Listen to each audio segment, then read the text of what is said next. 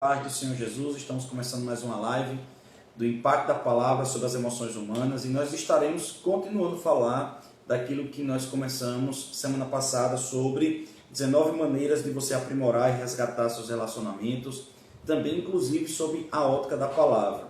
Sabe, você que está passando por algum problema de relacionamento com filho, com marido, com esposo, com esposa, até mesmo você que está noivo, que talvez já está percebendo aí alguns problemas que você precisa perceber, como também se você já tem muito tempo de casado e você sente que chegou o momento de você reestruturar o seu casamento, saber e conhecer, você que é solteiro e precisa conhecer esses princípios, também é importante você estar conosco. Eu tenho meditado naquela passagem bíblica que diz que aquele que anseia episcopado boa coisa faz, que governe bem a sua casa. Veja, é uma instrução de Paulo aos ministros para que nós possamos governar bem a nossa casa, ter uma casa em harmonia, ter uma casa que possa estar equilibrada. Sabe, às vezes nós pensamos muitas coisas sobre construir um lar, né? O dinheiro para pagar as contas, a casa onde é que nós vamos morar, os móveis que nós vamos ter dentro e algumas coisas desse tipo. Mas muitas vezes a gente não se prepara de como manter a harmonia, o equilíbrio dentro de casa. E eu não estou falando só de harmonia e equilíbrio, quando você pode também parar e observar alguns casais que não discutem, não brigam, eles não têm qualquer tipo de desavença, mas também não dialogam, não conversam, não tem nenhum tipo de calor, não tem paixão, não tem mais nenhum tipo praticamente de sentimento no seu relacionamento.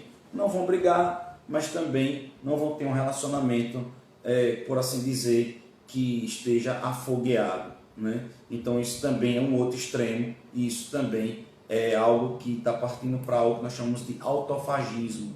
É quando o casal ali praticamente está vivendo como meramente amigos, irmãos, parentes, ou até colegas, ou até conhecidos, ou até vizinhos, né?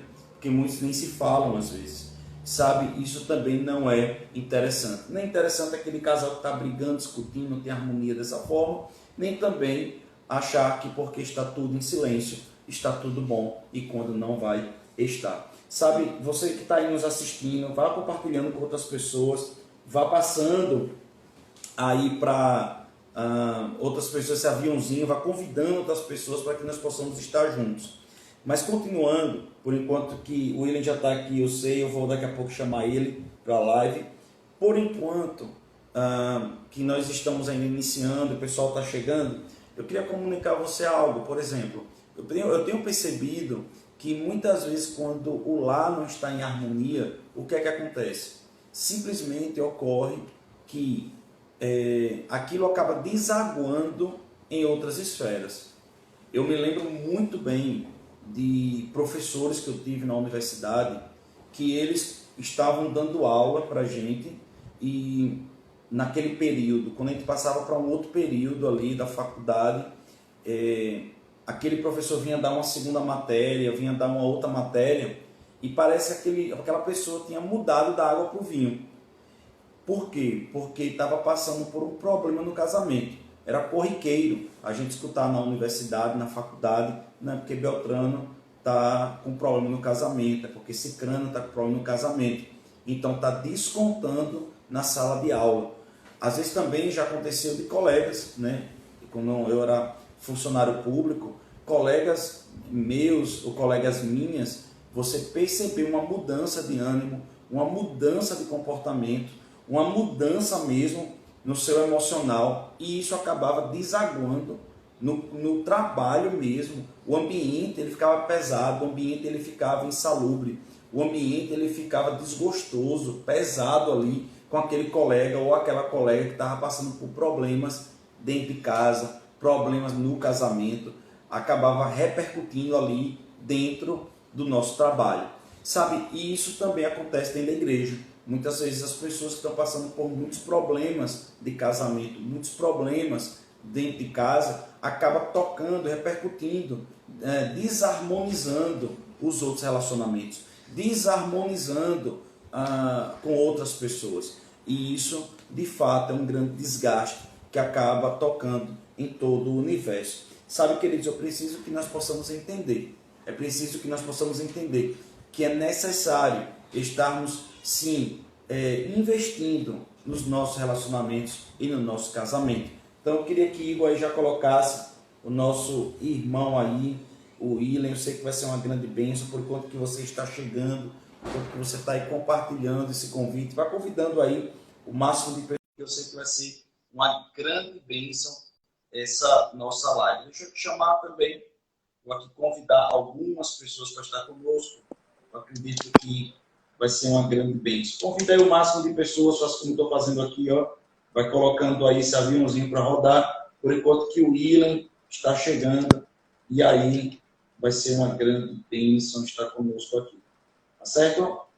O William já entrou?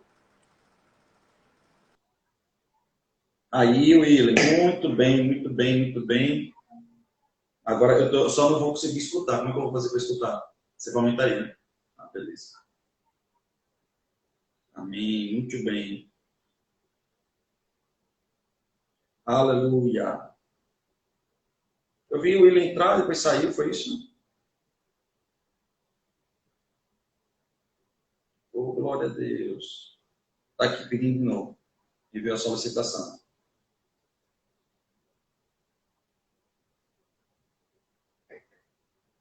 Amém, glória a Deus. Conseguiu colocar? Amém, o William entrou? E aí, vou botar o áudio aí para ouvir. Vai melhor aqui? Oi, pastor, graça e paz. Oi, William, graça e paz. Então, nós paramos, acho que no outro, nós iríamos partir para o 10º pilar, para o 10º ponto, que era paciência sob estresse. O que você tem para falar sobre isso? O quanto é importante sobre isso? Antes de tudo, né? Boa tarde, seja bem-vindo, amo muito você. Você que não conhece o William, ele é Master Coach, hipnólogo terapêutico, consultor, ele é uma bênção do Senhor mesmo. Tem grupos, tem grupo de coaching, tem coaching individual, tem consultoria, tem terapia, terapeuta também. Então, um homem aí que tem ajudado muitas pessoas, trabalha com o ser humano. Né? Às vezes a gente precisa entender que quem entende ser humano é quem cuida de ser humano. E o William está aqui para nos ajudar nessa tarde, para a gente poder conversar mais um pouco. William, qual a importância da paciência, principalmente aquela paciência sob estresse, no aprimoramento dos relacionamentos, no resgate do relacionamento? Então, pastor, é exatamente isso. Às vezes a gente acha que paciência é nas horas somente boas, né? Nas horas mais tranquilas.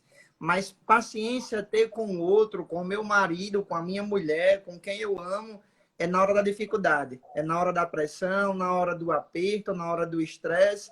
Então, esse item 10 fala sobre isso. O quanto que eu me relaciono com alguém e tenho paciência com a pessoa. Não apenas nas horas boas e fáceis, mas, sobretudo, nas horas difíceis do dia a dia. Então, ter paciência com o outro é ter inteligência emocional, é ter domínio próprio, é ter fruto do espírito. Então, é manter-se paciente com o outro nas horas mais difíceis. É possível, sim, não é utopia, é aplicar o que a Bíblia nos ensina, né? Ter fruto próprio, agir com fruto do espírito e ter domínio próprio no dia a dia. Então, é ser paciente com o outro nas horas mais difíceis, pastor. William, eu tenho percebido demais as pessoas que já entraram em uma vibe, assim, em um jeito de viver, casais, que a linguagem deles é uma linguagem muito ríspida e muito sem paciência. Né? É comum hoje, infelizmente, é comum a linguagem do casal ser uma linguagem muito impaciente. Eu digo isso como linguagem porque, por exemplo, está ali o marido, a esposa, aí ele chega para o outro, pega aqui, não, vai você, ainda faz errado, tá aí, olha. Então, são palavras, o jeito que fala, que acaba se tornando tão comum dentro de casa, que acaba, ao sair, né, quando está na vida pública mesmo, até isso ficar muito estampado fora de casa, com os filhos, com as pessoas fora. Um fica muito impaciente com o outro. É muito engraçado porque, às vezes, até numa roda assim, se a pessoa fala comigo ou com alguém, fala com a paciência. Quando o marido ou a esposa interage ali de alguma forma, já acaba tendo um fogo cruzado ali com aquela pessoa. E a gente pensa até que estão brigados, mas eles não estão brigados. É o jeito de conversar um com o outro. Tá vendo? Não, a gente pega você. Coisa desse tipo. O que essa linguagem, qual é a possibilidade dessa linguagem com o tempo? A pessoa está ali pensando que é normal entre eles, mas essa situação, qual é a possibilidade de se destruir um relacionamento? Então, pastor, eu costumo falar que tudo que não é alimentado corretamente, uma hora morre, uma hora se desgasta e uma hora esfria. Então, quando um casal, por exemplo, começa um a tratar o outro com a frieza, com a dureza, com a rispidez, né? Com a arrogância no dia a dia, uma hora a relação vai se desgastar. Vai haver um distanciamento, vai haver uma frieza e, infelizmente, né, o diabo ele é estratégico. Então, é nenhuma brecha que ele vai entrar na relação. É nenhuma brecha que ele vai destruir. E é muito comum também, numa relação a dois, a pessoa querer que o outro seja igual a ele. Querer que o outro seja igual a mim. Aí também envolve um pouco de perfil comportamental, né, pastor? Quantas vezes eu já machuquei minha esposa porque eu queria que ela fosse como eu, agisse como eu agisse, tivesse os hábitos que eu tinha, e eu machucava a pessoa. Então, era como se, na ela agia do jeito dela, eu não tinha paciência. Eu explodia, eu me irritava e eu me estressava. Tudo porque eu não entendia nem quem eu era e nem quem ela era. E isso distanciou muito a gente, esfriou a relação durante um bom tempo. Então, se eu não tiver paciência com a outra pessoa, entender que ela é um ser humano diferente do que eu sou, uma hora vai desgastar, vai desconectar e aí vai haver um desgaste sentimental na relação. Eu posso falar assim, pastor, infelizmente. Entendi. Eu queria saber se está todo mundo tranquilo aí, está todo mundo vendo, está todo mundo bem. Deu uma travada aqui, eu queria só ver se está tudo ok. Está tudo ok? Deu uma travada ali, eu acho. Tá normal? Pessoal, tá tudo ok? Então foi o meu ok. Então, beleza. Então, veja, eu percebo também, sabe, William, que a paciência, a gente pode estar tratando sobre paciência, sobre estresse. Eu queria tratar mais algumas coisas nesse ponto. Primeiramente, a questão do próprio estresse. Eu não vou entrar nessa parte aí. Depois eu queria falar sobre a competição. A questão do estresse é uma questão muito corriqueira hoje nos casamentos. Principalmente que a vida está muito agitada, a vida está muito, de fato, passando rápido. A vida está, assim, trazendo um desgaste muito grande para dentro de casa, para as relações. Então, antes, às vezes você conseguia ter, o marido está estressado, mas a mulher não está tanto. Em outro momento, a mulher estava estressada, mas o marido não estava tanto, e conseguia segurar o outro ali. Hoje eu percebo que a pressão está vindo nos dois. Os dois estão ali parecendo um barril de pólvora mesmo para explodir.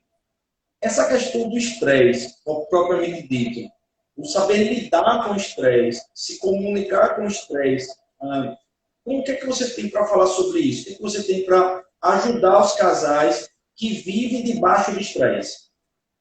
Então, pastor, das vezes é um excesso de presente, né? É um excesso de ações, é um excesso de coisa.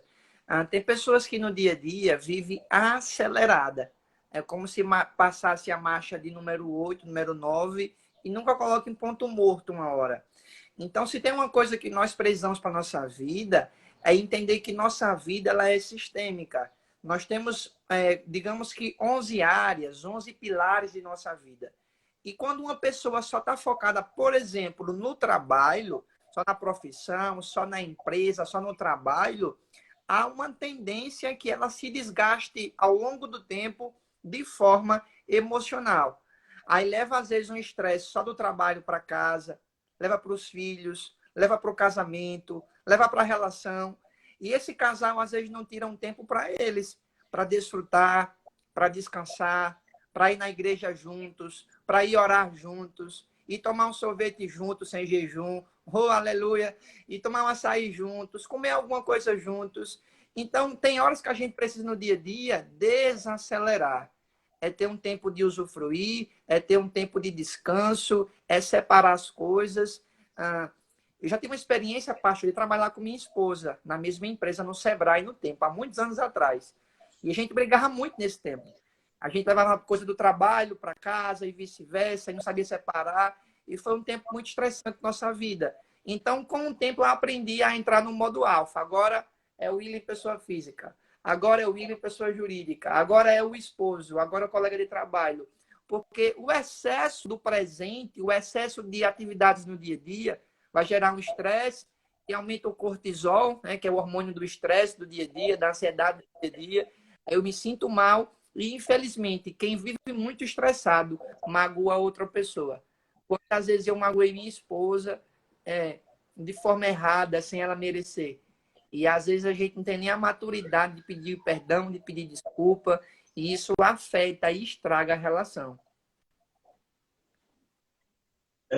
Eu tenho percebido que no que diz respeito à questão do propriamente estresse, a impaciência, né, a irritabilidade, isso daí tem feito as pessoas, no casamento, isso é comum, né? Você, por exemplo, em casa, quando você está casado, ou quando você não está casado e você está em casa, tem muitos filhos e muitos pais que descontam o estresse dos filhos, né? E é como se houvesse na nossa mente, na nossa cabeça, assim, Beltrano é meu pai, Beltrano é minha mãe. Eu não vou ter o que perder se eu explodir com ela, se eu explodir com ele. Eu não tenho o que perder. Mas aí, quando eu estou na rua, eu já me controlo mais. Eu já me controlo com o colega, eu já me controlo com o patrão, com o chefe. Eu já me controlo mais, porque é como se houvesse uma sensação de perder. Mas quando você está casado, por exemplo, você acaba descontando, acaba explodindo com a pessoa que está do seu lado, ou tem até uma política de vivência mesmo desse jeito, porque acaba entendendo, não, ela é meu marido, ela é minha esposa, então ele suporta, ele aguenta. E eu já vi, inclusive, maridos e esposa dizerem assim, não, ele tem que me aguentar, ela tem que me aguentar, né? E isso daí pode provocar um sentimento de tolerar, né? No mau sentido. Tolerar, quando você já está assim, engasgado, que você já não aguenta mais, e você está com aquela pessoa ali, mas você está ali tolerando, está intragável aquele relacionamento. Sabe, eu acredito que é nisso daí que começa de fato a haver um grande desgaste. E a paciência é algo que tem que ser exercitada. É o que você começou a falar logo no início. A paciência não é uma coisa que você tem ou você não tem. Todos nós temos paciência.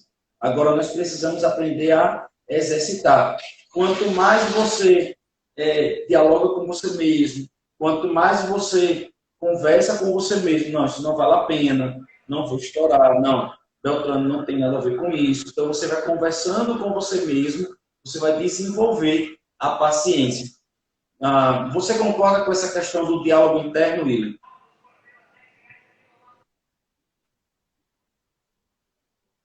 William? Está me ouvindo? Oi, pastor. Diálogo interno.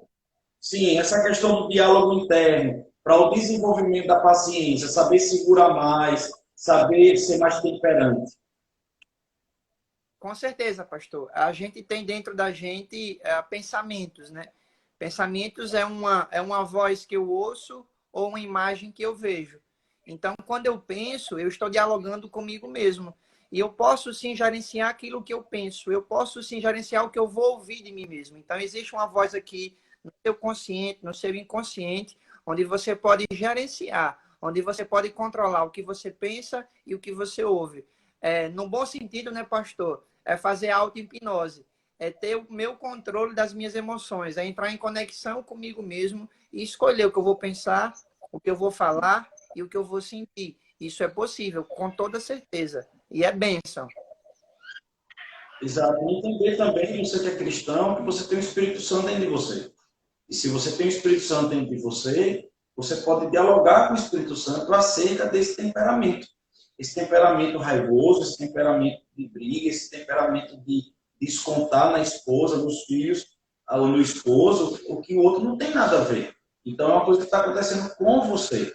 E é importante também você entender, às vezes, se essa falta de paciência não é algo que está também faltando no seu organismo, né? Ou até mesmo a falta de educação física, ou algo desse tipo que você precisa trabalhar em você. Até mesmo a questão da sua espiritualidade, né? Você muitas vezes largou de lado a sua espiritualidade, você não tem mais meditação, você não tem mais oração, você não tem mais encontro com Deus. Então isso tudo vai fazer com que você seja uma pessoa sem paciência, esteja sem paciência. Tá? A outra coisa que eu acredito e vejo muito nesse lado da falta da pessoa com paciência, dentro do casamento, dentro do relacionamento, é o sentimento de competição. E o sentimento de competição vem com problemas com o ego. As pessoas que têm um ego diminuto, as pessoas que têm um ego que precisa ser estabelecido, precisa ser firmado, precisa ser conquistado aquele ego ali, a pessoa acaba tendo um sentimento de competição com o seu marido ou com a sua esposa. Sabe? Frase do tipo, é melhor perder a razão e ser feliz, não faz sentido para quando uma pessoa tem problemas com o seu ego. Porque a pessoa que está ali querendo competir com o marido, competir com a esposa, e você pode até dizer assim, pastor, como assim competir? Pois é, parece até absurdo isso, mas é algo muito corriqueiro. Jesus disse que nós seríamos, eu e minha esposa, uma só carne. Então, o sentimento de unidade deveria prevalecer. E é verdade isso. Porque quando eu não estou bem no casamento com a minha esposa, ou a minha esposa não está bem comigo, sabe, querido, a gente não rende muito bem no trabalho, a gente não rende no dia a dia, a gente não fica bem com as outras pessoas, nós não temos vontade nem iniciativa, porque o casamento precisa estar bem para a gente poder vencer lá fora, vencer nas coisas do dia a dia. E a competição é uma coisa tão sem noção dentro do casamento que, de fato, ninguém sai vencendo. Quando um pega e essa pessoa acaba não tendo a capacidade, por exemplo, de retroagir um argumento, em um momento de, sabe, que vai acontecer aquele atrito, o outro diz, olha, vamos parar, sabe, não adianta aqui quem está certo, quem está errado, vamos deixar isso para lá.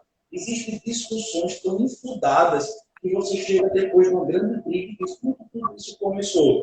E aí a pessoa acaba dizendo assim, não, na verdade eu nem sei como é que isso começou. Às vezes acaba uma discussão, uma bobagem, sei lá, um prato, uma comida, tanta bobagem que às vezes acaba acontecendo dentro do casamento e ali acaba aquele atrito, aquela discussão que toma proporções muito maiores, acaba envolvendo família, acaba envolvendo, e ali acaba acontecendo também uma semana de desgaste, 8 dias de desgaste, que um não pode olhar para o outro, um que um fala, o outro já torce o bico. Isso, aí um já fica assim, a coisa, eu vou me fechar para que o outro sinta. Aí o outro diz, a coisa eu não vou falar, porque o outro vai ver o que eu, né?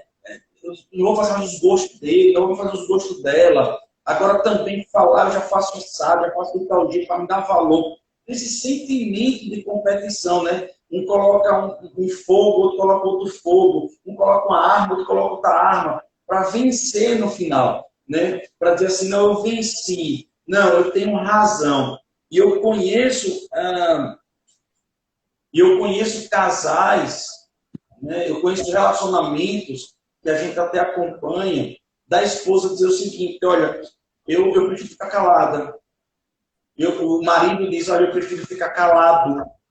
Só que com o tempo, essa frase, ela ganha outro sentido. Do tipo assim, eu não consigo mais me expressar no meu casamento. Eu não consigo mais ter a alegria de dialogar, de conversar, de contrapor. E aquela pessoa acaba se anulando ali no casamento.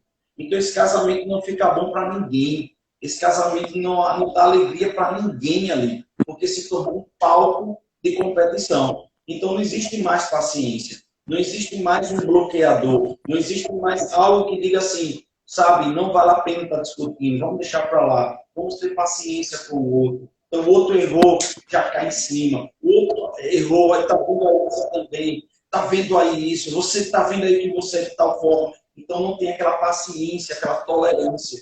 um com o outro. William, pode falar.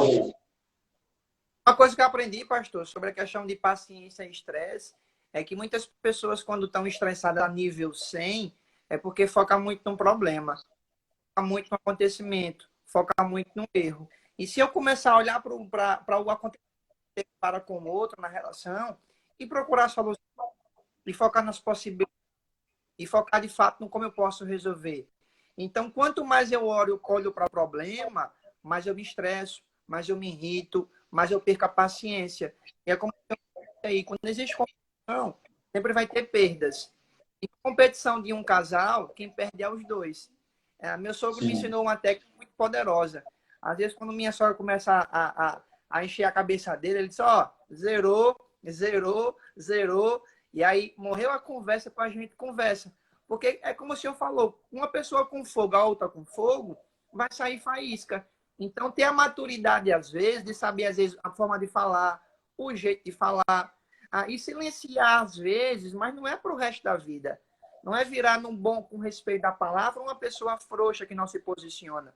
Mas é ter maturidade para dialogar do jeito certo, da forma certa e na hora certa. Porque senão existe um desgaste muito forte na relação, pastor. Então, eu percebo muito, sabe, William, que essa questão do que você está falando, que nenhum dos dois ganham, é isso mesmo. Né? Depois de uma discussão de 3, 4, 5, 6 horas de discussão, aí quando um chega para o outro e diz, me perdoe também, você já ganhou, você perdeu aquelas 6 horas de desgaste. Né? Então, acaba que ninguém sai ganhando com aquilo, acaba que às vezes perde um passeio, perde um descanso, perde tudo ali, por causa daquela discussão, não chega a lugar nenhum, aí no final os dois acabam pedindo perdão, mas é melhor ter tido paciência logo no início e não ter tido esse problema, então é de fato irracional e lógico. Você falou algo interessante, eu gosto muito do que Tony Cook diz sobre a questão de discussões, brigas vencidas como gambá. Ele diz que é o seguinte, que toda vez que você discute, você briga e vence, mas na verdade não há aquela percepção de vitória, você brigou com um gambá. Eu não estou chamando de seu cônjuge de gambá, mas às vezes é seu próprio ego ali que é um gambá. Né? Então você, imagina uma pessoa brigando com um gambá, depois de brigar ali, engalfinhar com aquele gambá, o que, é que vai acontecer? A pessoa sai, mesmo que vitoriosa, sai fedendo. É o que eu vejo na discussão no casamento. A discussão no casamento, depois de horas, se torna uma discussão como se estivesse discutindo com um gambá. Não importa quem ganhe, os dois vão sair fedendo. Tá certo? Vai sair perdendo do mesmo jeito.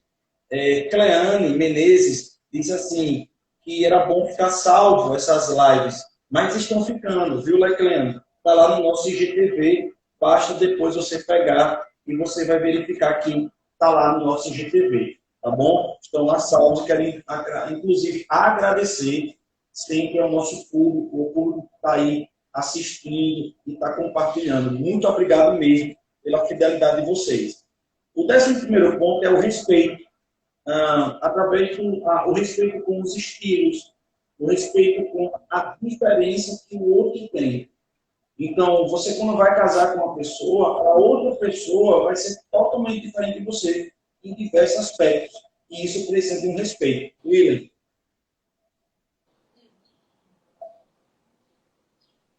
William está aí? William? Alô, William? William? Está travando. Você está me vendo aí? Está conseguindo ouvir? Tá. Então, eu vou continuar aqui. Veja, às vezes, querido, deixa eu falar algo para você. A gente não entende como é que surge o amor. Sempre que a gente vai parar para perceber Travou, meu pastor, e observar... Travou aí? Está travando, William. Se você quiser sair e voltar, você pode voltar. Vocês estão me ouvindo? Me ouvindo, no caso eu? Vocês estão me ouvindo bem? Ok? Está me ouvindo, né, Igor? Ok. Então, quem travou aqui foi o William, tá bom? Então, William, se você puder sair e voltar, tá bom? Vamos lá. Travou então, o meu, foi pastor do senhor? O seu. Hoje a internet aqui trabalhando com a graça, mas vai dar tudo certo. Você ouviu a minha pergunta? Não, pastor, não ouvi não. Pode repetir, por favor. Pronto. Eu estou perguntando para você a questão do respeito no relacionamento, com relação às Certo. diferenças, a individualidade de cada um e a personalidade de cada um. Principalmente nesse aspecto de personalidade. Eu queria que você desse um toque aí, você que é analista comportamental, eu queria que você falasse um pouquinho sobre isso. Pronto. Então, vários psicólogos, né, vários estudiosos pesquisaram e entenderam que o ser humano tem perfil diferente um do outro. Ninguém é igual a ninguém. Então, dentro da humanidade, existem 4 estilos, 4 tipos de perfis. Tem pessoas que são mais comunicativas, pessoas são mais prospectivas, alguns são mais diretos, mais objetivos, outros são mais calmos, mais analíticos, mais calculistas. E quantos casamentos, às vezes, como é que eu posso falar? Destruídos no dia a dia mesmo. Essa é a palavra, embora seja forte. Porque outro. Porque um quer que o outro seja da sua forma, mas que, na verdade, não tem como ser. Então, quando eu entendi que eu tinha um perfil comportamental que é diferente da minha esposa, o nosso casamento aqui melhorou e muito. Porque eu machucava muito ela. Por exemplo, imagina que eu sou uma pessoa que sou muito cuidadoso com o horário. Gosto de cumprir muito o horário, gosto do passo a passo, gosto de um roteiro. Eu sou um pouco mais analista, né? Um pouco mais conforme, digamos assim. Já a minha esposa, ela é uma pessoa um pouco mais calma, um pouco mais paciente, no tempo dela, no ritmo dela. Então, entender isso de quem eu sou e de quem ela é, fez com que a chave virasse no nosso casamento. Porque muitos casais estão batendo cabeça um com o outro, estão trocando brigas um com o outro, porque um não conhece o outro. Então, essa diferença de respeitar o outro na sua individualidade envolve perfil, envolve personalidade, envolve criação, envolve costumes. E a gente tem que entender que quando a gente casa com alguém, é uma pessoa diferente do que eu sou. E que às vezes é o oposto. Mas o Milinho, isso é bom, é maravilhoso, porque Deus vai te dar o que você precisa. Quem você tem hoje na sua vida é quem te completa, é quem vai suprir o que você não tem. Então, tem marido que é um pouco mais acelerado e a mulher a calmaria que ele precisa. Tem mulheres que, às vezes, por exemplo, podem ter dentro de si uma forma triste de ser, aí vem o outro e complementa com alegria. Então, a forma de ser de cada um vai completar o outro, um vai suprir o outro. Isso não é ruim. Dizem por aí, pastor, que o ser humano ele é complicado, né? Ele é complexo. Como o senhor bem diz, eu acho que o ser humano também ele é decifrável, ele é entendível, ele é compreensível. Agora, se eu não entender de quem eu sou e de quem o outro é, aí eu vou bater cabeça. Então, nós casamos e nós nos relacionamos com pessoas diferentes da gente. E a gente tem que entender quem a gente é e quem o outro é, para que haja uma conexão que possa acessar a outra pessoa. Então, queridos, é exatamente isso. Quando você percebe o que o William falou, que existem múltiplas personalidades, múltiplos Mas, comportamentos, pastor, tá me ouvindo nós aí? precisamos Travou. compreender que nós vamos...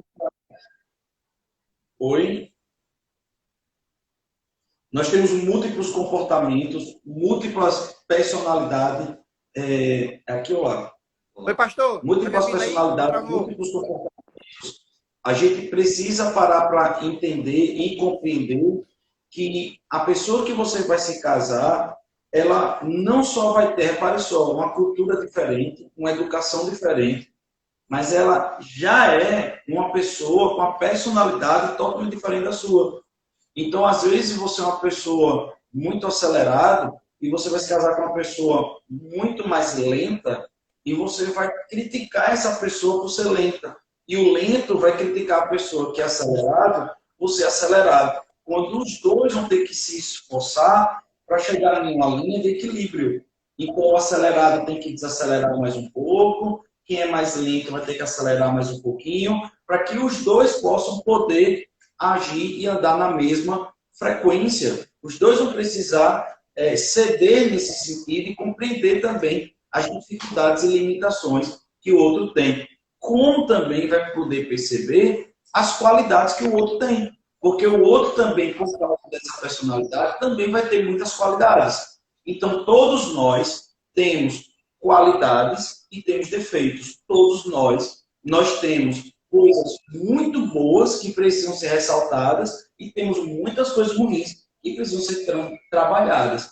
Então, sempre vai ter esse jogo um com o outro, né? A gente não pode se esquecer que às vezes a gente critica muito o outro, mas nós também temos muitos defeitos.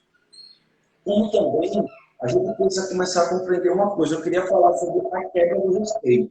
Isso é muito importante e isso eu tenho visto que é necessário. Às vezes a pessoa acaba discutindo, no meio de uma discussão, acaba chamando palavras torpes ali com a outra pessoa, acaba denigrindo a família daquela outra pessoa, acaba maculando coisas que aquela outra pessoa gosta, às vezes até coloca o dedo na cara, desliga o telefone na cara, pode até chegar a falar alto, gritar com o outro, daqui a pouco até pegar no braço, tira o dedo na minha cara e coisas desse tipo. Enquanto o nível de respeito vai sendo quebrado, isso é um prejuízo extraordinário para o relacionamento. Por quê? O seu cérebro, a sua alma, já vai ter conquistado, eu vou botar a palavra conquistado, não tão bom assim, mas o seu cérebro vai entender que você ultrapassou aquele limite. Acho que fica melhor dessa forma. Então, quando você entende, dentro de você, no seu inconsciente, que você ultrapassou aquele limite, a próxima discussão você vai chegar até aquele limite ou ultrapassar mais um pouco, e mais um pouco, e mais um pouco, até, quem sabe, Deus o livre e guarde, ter de fato, vias de fato dentro do relacionamento. Então, querido, eu quero dizer algo para você. Você que já está vivendo algo que perdeu o respeito, você precisa retroagir. Precisa levantar os alicerces do respeito. E qual é os alicerces do respeito? Quais são os pilares do respeito? Os protocolos. Os protocolos que vocês estabelecem entre vocês mesmos. Né? Existem coisas que, para mim, são intoleráveis. São intoleráveis. São coisas que eu não admito que aconteça. Dani, ela vai respeitar essas cláusulas pétreas da minha alma. Eu também tenho que respeitar as cláusulas pétreas da alma dela. Por mais que eu ache besteira, por mais que tenha coisas em Dani que eu diga assim, meu Deus, Dani liga para isso, não é possível que Dani liga para isso. Mas se eu me casei com ela, ela é um outro tipo de ser humano, e ela tem protocolos nela, ela tem coisas que ela não tolera, eu tenho que entender isso nela, e eu tenho que respeitar essas coisas que para ela são tão importantes.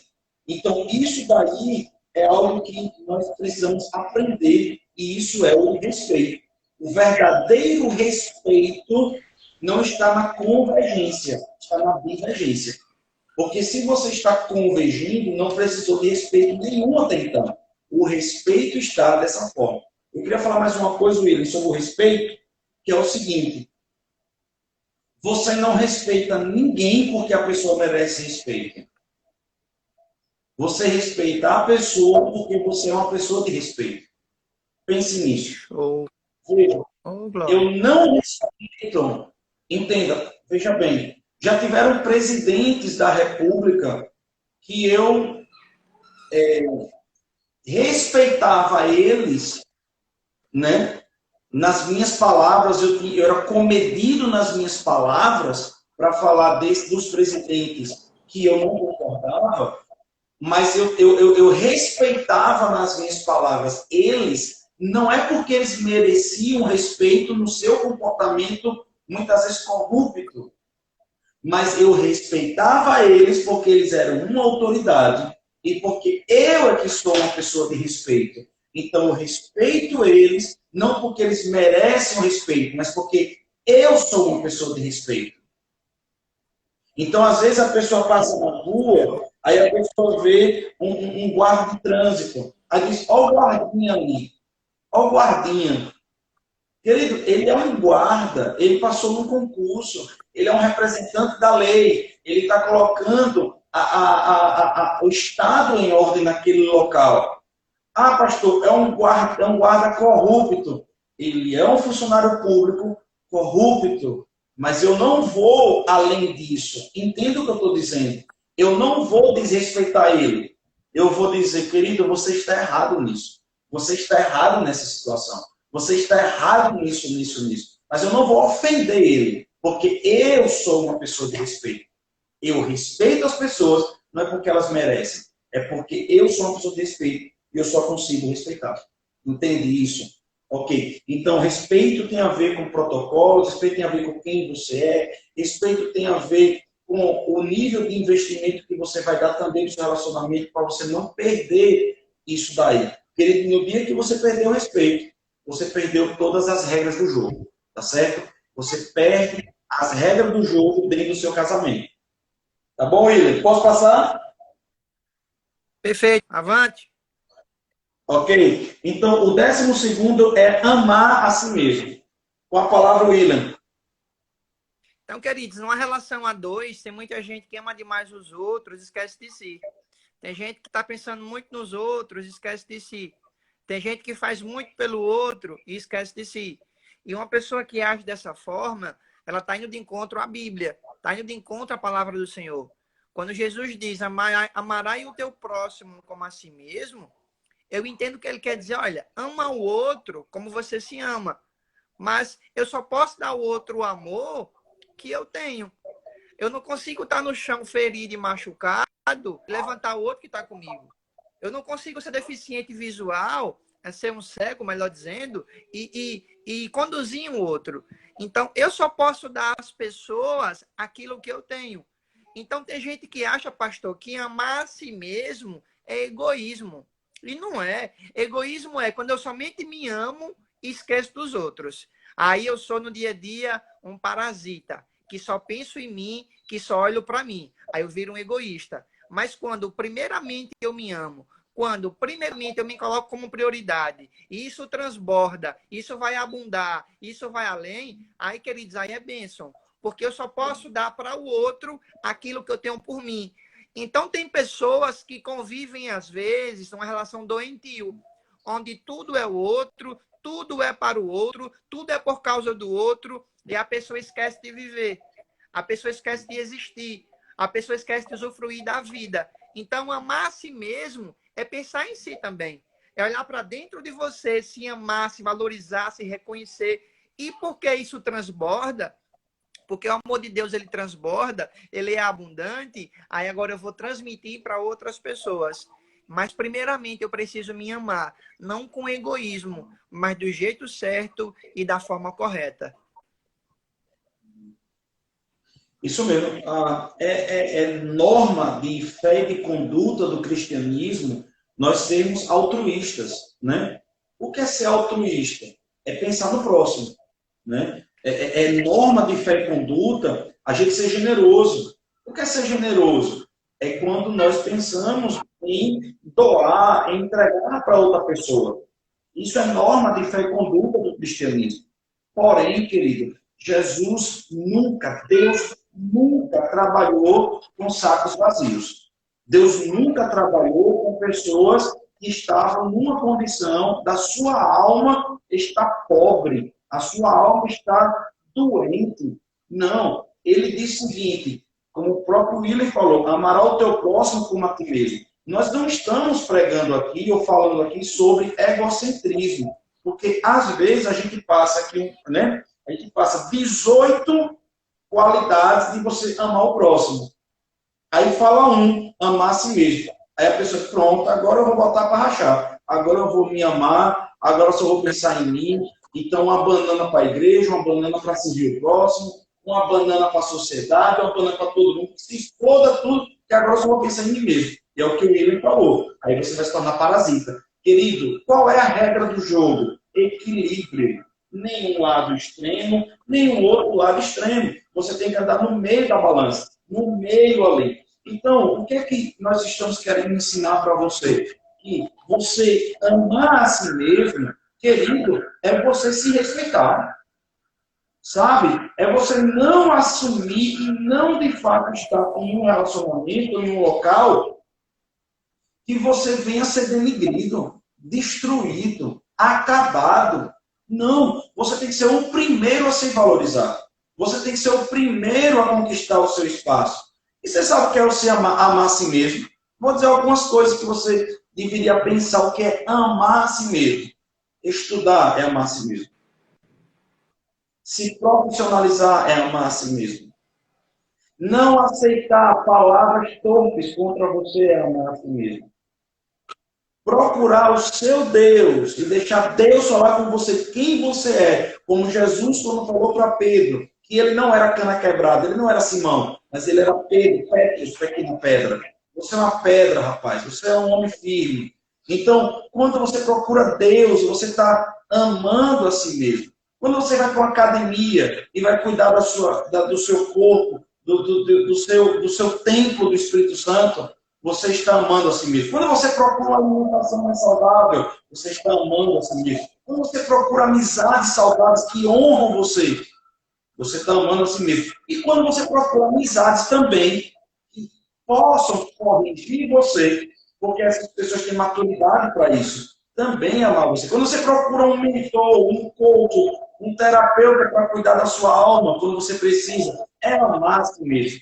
Sabe? Isso é muito importante você entender o que é amar a si mesmo. Tá bom? Nós não estamos falando de utilizando as pessoas, ser egocêntrico, ter uma egolatria. Não estamos falando sobre isso, não. Bom, muito pelo contrário. A Bíblia diz que nós temos que amar o próximo. A Bíblia diz que nós temos que considerar o nosso próximo maior do que a nós mesmos. E nós viemos aqui na Terra para servir. Agora, entenda. Você só pode servir porque você serve. Você só pode servir porque você serve. E aí você pode servir. Tá bom? É isso. Podemos passar? Podemos, pastor? Tem 10 minutos aí. Vamos lá. Acho que não vai conseguir acabar hoje não também. Mas vamos embora. 13º, surpreender. Surpreender sem cobrar o retorno. Às vezes a relação das pessoas, pastor, entra em uma rotina. As mesmas coisas sempre, os mesmos comportamentos sempre, os mesmos atos sempre, as mesmas coisas sempre. E quantos aqui sabem que isso desgasta uma hora? Que isso uma hora vai gerar um gelo, vai paralisar e vai travar. Então, surpreender é fazer algo pelo outro, surpreender é ser criativo pelo outro, surpreender é fazer algo diferente pelo outro. Porém, querido, sem esperar nada em troca. Eu tive uma paciente uma vez, pastor William, eu comprei uma viagem para meu marido, dei de presente, montei isso para ele, passagem. Ele olhou para mim e reagiu de tal forma. Eu disse, você ficou triste por isso? Ela, sim, porque eu queria essa e essa reação. Eu disse, espera aí, o seu foi errado. Porque eu tenho que entender que sabedoria é fazer pelo outro, mas sem esperar nada em troca. Então, qual foi a última vez que você fez algo por quem você ama, algo de diferente? Surpreender nos mínimos detalhes, uma ligação, uma mensagem, uma visita, um bolo inesperado, um presente, uma viagem, um eu te amo. Cada coisa simples no dia a dia, mas para aquecer a relação e movimentar a relação. Então, isso é surpreender o outro e sem esperar nada em troca.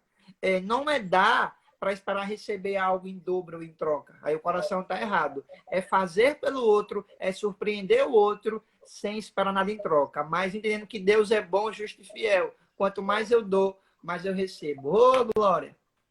É isso aí.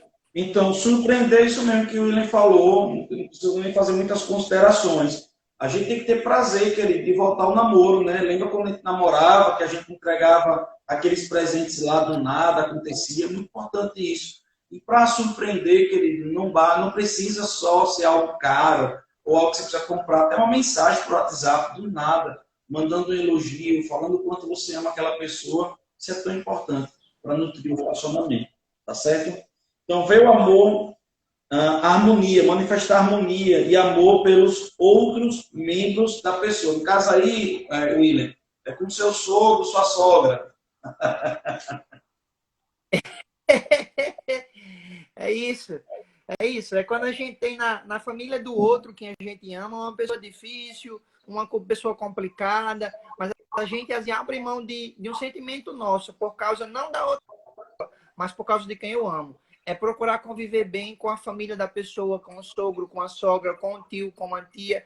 É procurar manifestar amor e harmonia no meio que você está, em razão de quem você ama. É saber lidar com as pessoas da outra família, da outra parte, por causa da pessoa que você ama. É abrir mão algo de si, querido, pelo outro. É basicamente isso, né, pastor? É isso aí. E inclusive está mandando um abraço para a sogra dele aqui. Deixar registrado aqui que Igor está aqui na produção mandando um abraço para a sogra dele. Tá fazendo a média já, né, pastor? Veja, existe uma coisa que eu fiz na minha família, na minha casa, que é assim, quando o pai, a mãe, a família de Dani, a gente precisava falar alguma coisa, ou conversar alguma coisa com a família de Dani, quem tem que falar com a família de Dani é Dani. A mesma coisa na minha casa. Quando meu pai, minha mãe, alguém da minha família, alguém precisa falar alguma coisa com eles, quem tem que falar com eles sou eu. Por quê? Porque filho vai ser sempre filho, entende? O pai perdoa o filho mais fácil, o pai entende o filho, sabe o temperamento do filho e tudo mais. O genro não, a nora não. Então é muito importante que nessa relação de respeito e harmonia com os parentes, né, os familiares, haja sempre essa consideração. Veja, por mais que você tenha uma dificuldade com sua sogra, foi o útero da sua sogra que deu o seu esposo ou a sua esposa. Então, nós precisamos olhar com um olhar de gratidão, né? O olhar de gratidão para os parentes da minha família, da família da minha esposa. Também é muito importante um chá de simancol, né? Uma percepção mesmo do próprio cônjuge também. Se você entende que sua família é complicada, se você entende que seus parentes são complicados, não deixe também a cancela aberta para estar desgastando o seu casamento, estar desgastando o seu cônjuge. Então, se você tem noção, meu irmão, minha irmã, que você tem uma família complicada, uma família que fala besteira demais, que ofende, que, sabe, não tem educação, a falar a verdade, bom comportamento nisso, não tem temperamento, não tem cuidado, tem que também ter cuidado, botar um filtro ali, poder ajudar, porque senão pode gerar uma antipatia do seu cônjuge com sua família. Então tem que ter uma sabedoria, tá bom? Nesse sentido também da parte daquela pessoa, tá certo? Perdoar. Perdoar o William.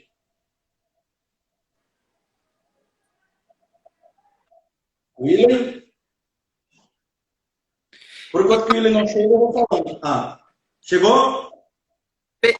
Perdoar é trazer à tona o passado. Tem muito relacionamento que parece mais um museu. É sempre as mesmas histórias, é sempre as mesmas brigas, é sempre o mesmo passado. A pessoa está olhando para a vida no casamento pelo retrovisor. Tudo é o passado. Meu irmão, minha irmã, se ele errou, se ela errou, amém. Perdoe, peça perdão, mas olhe para frente, deixe para trás as coisas velhas, para que as coisas novas possam surgir. Então, tem relacionamentos no dia a dia, pastor, que mais parece um museu. É as mesmas coisas sempre, as mesmas brigas sempre, o mesmo passado sempre, e sempre volta a estaca zero. Então, perdoar é não deixar que o passado contamine a sua relação. Perdoar é não deixar que os erros lá de trás, o vinho velho, volte e prejudique a sua relação. Perdoar é olhar para frente e deixar para trás o que passou. É não viver as mesmas coisas, as mesmas dores. Olha para frente, meu irmão. Aqui agora é presente, amanhã já é futuro. Então, deixa para trás as dores. E Deus já perdoou, Jesus já perdoou você, a outra pessoa. Traz perdão, traz alívio, traz libertação, quebra essa corrente, essa cadeia e olha para frente para você poder amar, ser feliz e ter uma vida próspera. Então, esse item fala sobre isso. Não se contaminar com as mesmas coisas de sempre. Olhar para frente e vida nova. Isso aí. Perdão é isso que o William falou. Eu acredito que a gente precisa ter um coração perdoador. Se você não tem um coração perdoador, você não está pronto para estar no casamento. Se tem um lugar que tem que ter um palco de perdão, é o casamento. Tá certo? Coração perdoador é importantíssimo. O perdão cura, tá, querido? O perdão cura.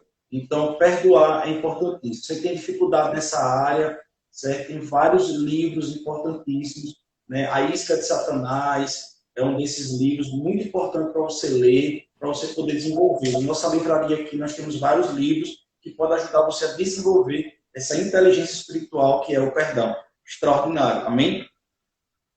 A cumplicidade. Qualidade de estar junto, seja qual for a situação, do mesmo lado. Então, cumplicidade é estar junto do outro em qualquer situação. Não somente nas horas fáceis, nas horas boas, nas vitórias, mas do lado do outro, na provação, no desafio, na luta, nas horas ruins, nas pressões do dia a dia. Então, é a minha capacidade de estar junto com o outro em toda e qualquer situação.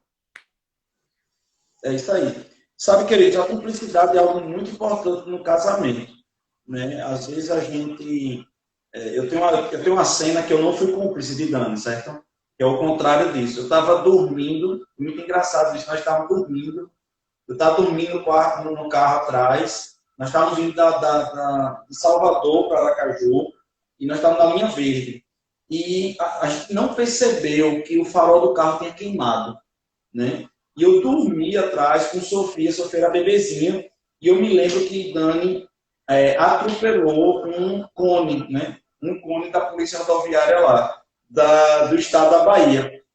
Um cone grande, sabe? Aquele cone bem grande. Eu me acordei tão azoado com aquilo ali, e os policiais vieram, né? Isso já era noite, madrugada, os policiais vieram, aí disseram bem assim, como é que você conseguiu atropelar um cone desse tão grande? E eu peguei, olhei para Dani e disse, como é que você conseguiu? Né? Então, só para descontrair, né, eu acabei não sendo tão cúmplice de Dani nesse sentido. Mas, querido, ser cúmplice, entenda, não é você concordar com tudo que seu esposo faz. Tá? Né? Vamos supor que você tem um esposo que vai cometer um crime. Uma esposa que está cometendo um crime. Aí você é cúmplice dela. Não é sobre isso que nós estamos falando. Tá certo? Nós estamos falando sobre o momento de fragilidade do seu esposo, da sua esposa, e você não está só do lado dele na hora das vitórias, mas na hora das derrotas, né? E você possa também estar junto com ele, levantando ele, sendo uma voz amiga, e que possa tirar ele ali do limbo, ali de baixo, e poder levantar ele ou levantar ela. Tá bom? Fidelidade, William. Então, fidelidade, pastor, é de fato cumprir as minhas obrigações como marido, né, como mulher, é manter as promessas que eu fiz pelo outro, na alegria, na tristeza, na doença, é não ser infiel ao outro. E a gente acha, às vezes, que fidelidade é só traição de parceiro ou de parceira, mas vai muito além disso. É ser fiel nos pequenos atos, é ser fiel nas pequenas coisas, é ser fiel no secreto, é ser fiel quando o outro não está. Então, esse item aí de fidelidade é, de fato, cumprir a minha obrigação de marido, de esposo, que eu prometi a outra pessoa. É ser fiel nos pequenos, nos médios e nas grandes atitudes de uma relação. É isso aí. É cumprir com sua palavra. Né? Você precisa ter sua palavra ali. Precisa dar uma palavra para sua esposa e cumprir. Né? Vamos sair hoje de noite. A gente vai sair esse final de semana. Você dá a palavra para sua esposa mesmo. A sua palavra, você precisa ser fiel para o seu esposo também, tá bom? E, com certeza, também tem a ver com a questão conjugal de adultério, tá? Ser fiel tem a ver com o caráter de não ser um adúltero ou uma adúltera, tá? Sacrifício, William. Então, pastor, sacrifício é abrir mão, às vezes, de algo seu por causa do outro. Sacrifício é esquecer o seu ego em razão do outro. Sacrifício é abrir mão, às vezes, de coisas suas por causa do outro e para o outro. Então, é abrir mão de ganhos, abrir mão de prazeres pessoais que você quer ter em favor do outro. É quando aquele dia seu tá corrido, tá cheio, e você larga tudo por causa da outra pessoa. Porque você a ama, porque você quer bem a ela, porque você é, de fato, aquele maridão, aquela esposona da pessoa. Então, é abrir mão de coisas suas em razão do outro, quando é possível e de forma equilibrada. Abrir mão de coisas suas por causa de quem você ama. A Bíblia diz que o homem tem que se sacrificar pela esposa. Mas eu também sei que a mulher se sacrifica pelo homem para poder honrar ele. Na verdade, o casamento deveria ser uma competição para quem poderia se sacrificar mais um pelo outro. Porque a Bíblia diz que o amor de Deus é sacrificial. Isso quer dizer, pastor, que a gente estaria sempre dizendo, não, é você, não, é você. Então, um sempre cedendo um para com o outro, tá bom? Que não fique só para venha a nós, ao vosso reino, nada, mas que os dois possam se sacrificar um para o outro. E o 19º item, não sei se vai dar tempo, mas por enquanto que aqui não diz que está acabando, vamos lá. 19º e último ponto, sexo prazeroso do casal.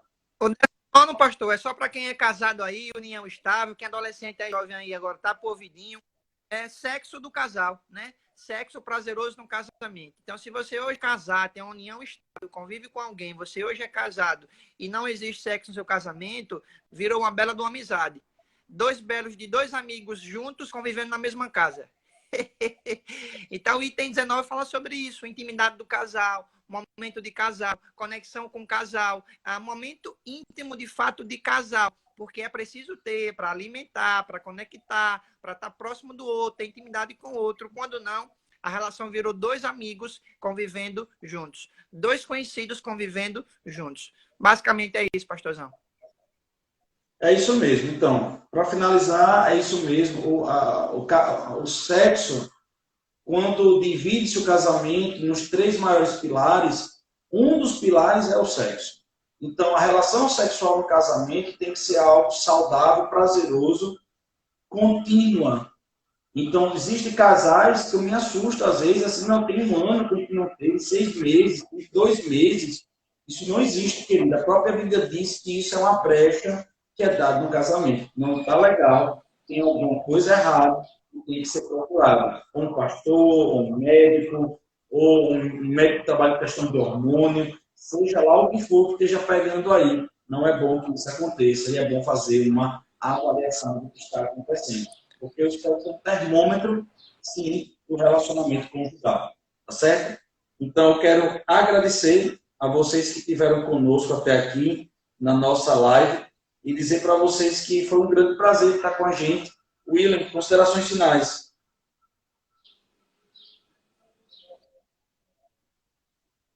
Não, pastor, agradecer ao senhor aí pela confiança, pelo privilégio, pela oportunidade.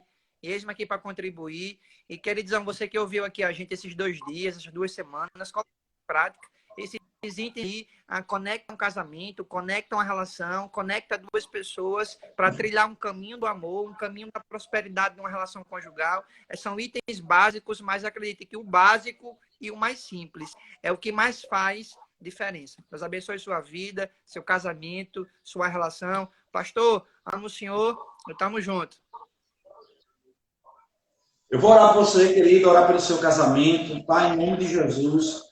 Aonde chegar essa live, que as pessoas que estão passando por necessidade de restaurar, reconstruir, construir o casamento, os relacionamentos, com amizades também, com filhos, Pai, dá para puxar muita coisa para cada área do relacionamento. Pai, eu declaro restauração de relacionamento na autoridade no nome de Jesus. Eu declaro que esses relacionamentos sejam restaurados para a sua honra e para a sua glória, em nome de Jesus. Amém e amém. Deus abençoe você, querido, em nome de Jesus. Até terça-feira que vem. E é uma grande bênção estar com você sempre.